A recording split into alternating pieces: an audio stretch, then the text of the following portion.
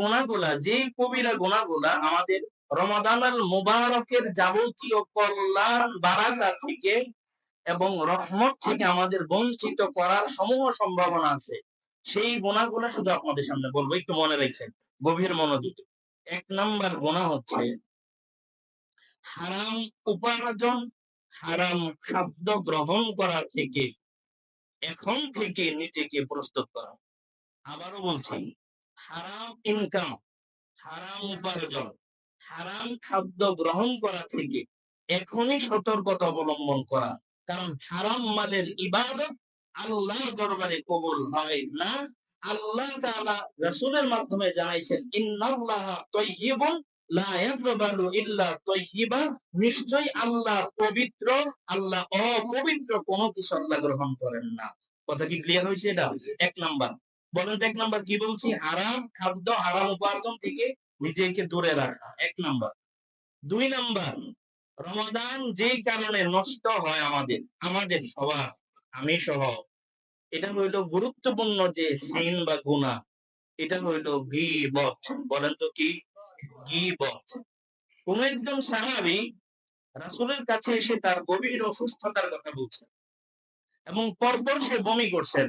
বমি করার পর একটা গোশতের টুকরা বের হইছে, গোশতের টুকরা, রোজা রেখে বমি করছেন, গোশতের টুকরা বের হইছে।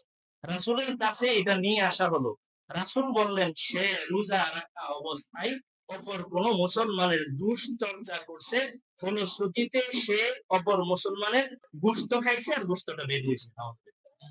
আচ্ছা, গীবত করা মানে অপর মুসলমান না, অপর মুসলমান না, অপর মরা মানুষের গোশত ভক্ষণ করা, নাউযুবিল্লাহ। আসলে আমরা সূরাতুল হুজুরাতে যাই, ওখানে 13 নম্বর আয়াতে আল্লাহ তাআলা এটা বলছেন, ওয়ালা ইয়াগতাব বা'দুকুম বা'দা আইয়ুহিব্বু আহাদুকুম আইয়াকুলা লাহমা আখিহি মাইতান ফাকারিহতুমুহ। নবী বলেন এই গীবতের কথা, সাবধান, গীবত করবে না। গীব এক কথায় বোঝেন অপর মুসলমান ভাইয়ের কোন দোষ বর্ণনা করা, তার অনুপস্থিতিতে যেই দোষের কথা সে শুনলে কষ্ট পাবে, এটাকে গীবত বলে। কথা কি বুঝছেন? অপর কোন মুসলমানের ওই দোষ চর্চা করা, তার অবর্তমানে যেই দোষের কথা সে শুনলে কষ্ট পাবে। হাদিসের ভাষা এটা, এটা আমি বললাম। আল্লাহ বলেন সাবধান, গীবত করবা না একে অপরের। বলে আইয়ুহিব্বু, আচ্ছা আল্লাহ বলেন, প্রশ্ন করছেন, কি ইউহিব্বু, তোমরা কি ভালোবাসো, আইয়াকুলা, এটা খাওয়া, লাহমা আখিহি মাইতান, তোমার কোন মরা ভাইয়ের গোশত খাওয়াটাকে কি তুমি পছন্দ করো? বলেন পছন্দ করেন? প্রশ্ন করছে আল্লাহ, আমি না। আইয়ুহিব্বু, তোমরা কি পছন্দ করো, আইয়াকুলা লাহমা আখিহি মাইতান, মরা ভাইয়ের গোশত খাওয়াটাকে কি তোমরা পছন্দ করো? আমরা বললাম, আল্লাহ আমরা তো পছন্দ করি না। আল্লাহ তো, আমি জানি তোমরা পছন্দ করো না, এই কারণে এর পরবর্তী শব্দটা আমি আল্লাহ বললাম, আমি আল্লাহ তাআলা বললাম, লাহমা আখিহি মাইতান ফাকারিহতুমুহ, তোমরা অবশ্যই এটাকে অপছন্দ করো। আমরা পছন্দ করি না, এটা আল্লাহ আমাদেরকে আগে জানায় দিয়েছে। কই, যেহেতু পছন্দ করো, ওয়াত্তাকুল্লাহ, আল্লাহকে ভয় করো, আল্লাহকে ভয় করো। সুবহান। তার মানে গীবত করো না, আল্লাহকে ভয় করার অর্থ কি করো না, গীবত করো না। গীবত থেকে নিজের বাঁচানো। গীবত এমন গুনাহের নাম, যেই গুনাহ করলে, যেই গীবত করলে অটোমেটিক অপর ভাইয়ের গুনাহ চুম্বকের ন্যায় টেনে আপনার কাছে আপনি নিয়ে আসবেন। এবার আসেন সহজ, আপনি চাষতলে বৈশা বলবেন যে আমাদের হুজুরের খালি সমস্যা। আমি আমারটা বলি, কারণ এদেশের মানুষ 2 জায়গার গীবত করতে পছন্দ করে। 1 নাম্বার হইলো মসজিদের ইমাম আর মুয়াজ্জিনের। ইমাম আর মুয়াজ্জিনের, এটা খুব ভালো লাগে। এই বিলও কম ওঠে আর কি, বিল খুব কম ওঠে। এই 2 জায়গার মধ্যে গীবত করতে খুব ভালো লাগে মানুষের। কারণ এটা কারণ দুর্বল মনে করে, এই জায়গার মধ্যে দুর্বল মনে করে, দুর্বল কোনো অসুবিধা নাই। এরপরে তো আছেই বাকিগুলো, ওইটা আরেক শ্রেণী। প্রথম শ্রেণী বললাম। এখন আমার যে গীবত করলেন, আমার একটা লাভ হচ্ছে। ইমাম গাজ্জালী রাহিমাহুল্লাহ, নাম শুনছেন? ফিলোসফার, মানে দার্শনিক আলেম। ইমাম গাজ্জালী রাহিমাহুল্লাহ যদি শুনতেন কেউ ওনার গীবত করছে, উনি ফাঁকে বইরা বিভিন্ন ফল ফ্রুট খাবার দাবার তার বাড়িতে নিয়ে যেত। এখন বলবেন যে এটা কেমন কথা হচ্ছে, এটা কেমন? তো গিয়ে বলতো যে ভাই, আপনার জন্য কিছু খাবার টাবার নিয়ে আসছি, আপনি তো আমার বিশাল উপকার করছে। তো ভাই আমি তো এত সুরের মনে মনে, জানা না, সুরের মনে পুলিশ পুলিশ না, হ্যাঁ তো জানে কিরে, আমি তো হুজুরের গীবত করছি, হুজুর কি খাওয়ান রে, কামাই করলে হুজুর উপকার করলাম। এটা কেমন কথা? ইমাম গাজ্জালী বলেন, রাসূলও বলছেন, যে ব্যক্তি অপর কোন মুসলমান ভাইয়ের দুশ্চর্চা করবে, তার গুনাহগুলো সে টেনে নিল, চুষে নিল। তাহলে উপকার হয়েছে না? আপনি তো মানুষকে উপকার করছেন ভাই। একটা গুনাহ ক্ষমা করাইতে কত পরিশ্রম লাগে আল্লাহ ভালো জানেন। আল্লাহ ক্ষমা করে কিনা, কিন্তু আপনি কি মতের মাধ্যমে আমার গুনাহ ক্ষমা হয়েছে, বিশাল উপকার হয়েছে। কথা কি বুঝছেন? তাহলে আমরা এটা বেশি বেশি করবো ইনশাআল্লাহ। হ্যাঁ, ঘুমাইতেছেন কিনা দেখলাম আর কি। 3 নাম্বার, মিথ্যা কথা বলা, মিথ্যার সাথে সংশ্লিষ্ট যাবতীয় কাজ পরিহার করা। মিথ্যা কোনোভাবে বলা যাবে না। 4 নাম্বার, ঝগড়া করা, ঝগড়া। 5 নাম্বার, হিংসা বিদ্বেষ অন্তরে লালন করা। 6 নাম্বার, গান বাদ্য করা। গান বাদ্য করা কি করা? গান বাদ্য, এই গানের ব্যাপারে কথা বলেছে, সেটা বিয়ের অনুষ্ঠানে হোক, স্বাভাবিক হোক, গান বাদ্য করা। এরপরে 7 নাম্বার, ব্যবসায়িক সিন্ডিকেট করা। এটা বাংলাদেশে খুব বেশি হয়। মধ্যপ্রাচ্যের দেশগুলোতে রমাদানের মুবারক উপলক্ষে তারা সব পণ্যের দাম কমায় দেয়। ব্যবসায়িকরা বিভিন্ন সম্প্রচারে এসে তারা বলে, বিভিন্ন প্রোগ্রামে তারা যায়, তাদেরকে টেলিভিশন বলে আপনারা কেন দাম কমায় দিলেন?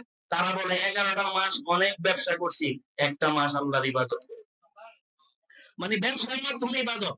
আপনি জিনিসের দাম যদি একটু কমায় দেন, সমাজের গরিব দুঃখী মানুষগুলো ভালো খেতে পারবে না। তাহলে কি হইলো? উপকার না? 1 মাস, 11 মাস ইনকাম করছি, আর 1 মাস ইবাদত করব। আর আমাদের দেশের মানুষ প্রস্তুতি দিল, 11 মাস করছি চুরি, রমজান মাসে করব ডাকাতি। কথা ঠিক না? 11 মাস চুরি করছি, রমজানে এসে এবার ডাকাতি করব। ডাকাতির ভার্সন পরিবর্তন হয়েছে। যেমন শিরকের লেটেস্ট ভার্সন যেটা, যে বিভিন্ন প্রতীকের সামনে দাঁড়ায়, এটা লেটেস্ট ভার্সন। আর লেটেস্ট ভার্সনে নতুন করে তারা সিন্ডিকেটের নামে তারা মাথায় টুপি দিব, পারলে এক সাইজের পাঞ্জাবি পরবো, ফইরে করে ডাকাতি করব। এটা লেটেস্ট ভার্সন ডাকাতি। কথা কি বুঝছেন? এটা বাঙালির চরিত্র আর কি অনেক ক্ষেত্রে। এরপরে হচ্ছে খাদ্যে ভেজাল। খাদ্যে ভেজাল, অনেক ব্যবসায়িক ভাই আছে, আমাদের বাজার আছে, আজকের চপ, আলুর চপ, বেগুনি বানাইছিল আনলিমিটেড, বেচা কেনা হয়েছে না। বাস দোকানের কর্মচারীর কথা শুন, বাস কি করার, মাগরিবের আগে বোঝা যাইতেছে, ভাবে বোঝা যাইতেছে শেষ হইতো না, তার মানে থুইয়ালা কি করতো, বল দিয়ে লয়ে যাই থুইয়ালা। কি করবে না পারবো, কালকে একটা বাধা দিয়ে আবার মিলাই না, আছে না? নাই মনে আসমানতে কইছি না, বাল দিয়ে কইছি, আসমানতে বাল দিয়ে বইরে পরে কইছি, এমন আছে তো বাংলাদেশে।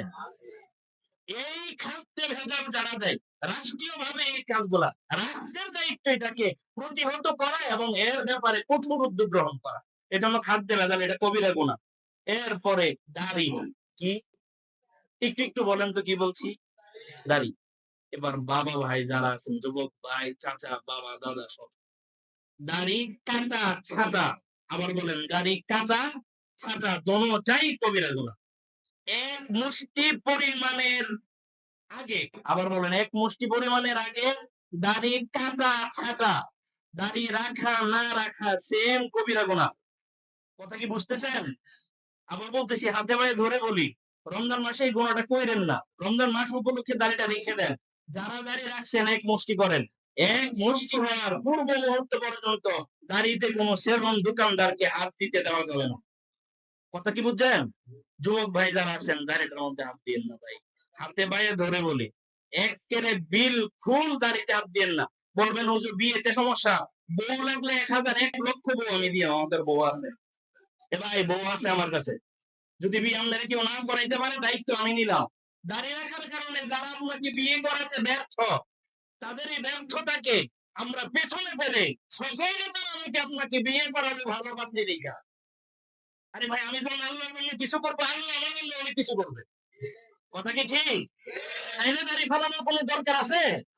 রমজান মাসে এক কাম আমরা করতাম না, কি কাম এটা? একটু কি কাম এটা? আকাম, আকাম, এই আকাম আমরা করতাম না ইনশাআল্লাহ, নিয়ত আছে তো? তাহলে দাড়ি এক মুষ্টির আগে, এক মুষ্টির আগে না কাটা না ছাটা। ওলামায়ে কেরাম 4টা মাযহাবের 4 মাযহাবের ফতোয়া, এক মুষ্টির নিচে দাড়ি কাটা হারাম, হারাম, হারাম, হারাম, হারাম। আমাদের দেশের আরেকটা ট্রেডিশন, মুছ করে বড়, দাড়ি করে ছোট। এগুলো সব হিন্দুর মতো, দেখেন কি এর মতো, নাই বেটার দাড়ি মুছ রাখছে তো বড় বড় করে। মুসা রাসূল বলছে ছেটে ফেলতে, দাড়িকে বলছে ছেড়ে দিতে। উল্টা কাজ করি। মা বোনেরা 10 নাম্বার, আপনারা রমজানুল মুবারকের আগে প্রস্তুতি নেন। আপনারা বেপরদায় চলবেন না, বেপরোয়া চলবেন। কোন অবস্থাতে পর্দার বাইরে যাবেন না।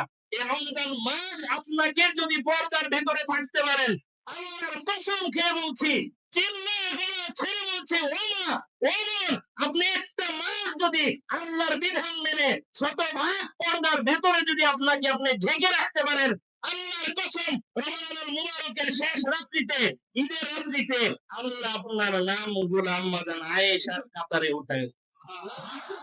দায়িত্ব নিয়ে বললাম, খাতুনে জান্নাত ফাতেমা বলে আপনার নাম উঠায় দেবেন। একটা মাস আপনি আল্লাহর জন্য বেহায়াপনা, বেরঙ্গপনা, অশ্লীল চলাফেরা এবং অবলীলায় যেভাবে আপনারা খোলামেলা চলাফেরা করেন, এটা থেকে নিজেকে গুছায় রাখেন, ঘরের অভ্যন্তরে নিজেকে ঢেকে রাখেন। আল্লাহ আপনাকে বড় বড় আউলিয়ানা, বড় বড় সাহাবিয়া মহিলাদের সাথে নাম উঠায় দেবেন। আল্লাহ আমাদেরকে প্রস্তুতি গুলো নেওয়ার তৌফিক দান করুন, আমিন। ওমা আলাইনা ইল্লাল বালাগ, যারা সুন্নাত করেন নাই কাবলাল জামাতে।